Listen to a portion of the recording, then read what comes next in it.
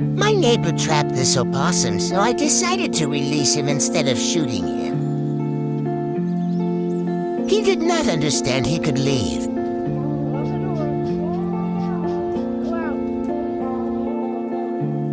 Thought I could just roll him out like a soccer ball. That didn't work either. Looking for a stick like a kid on recess.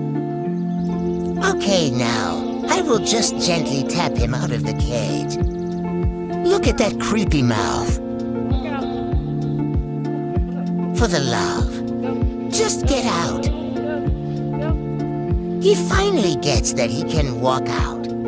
Good grief. But look at that cute little waddle to freedom, though.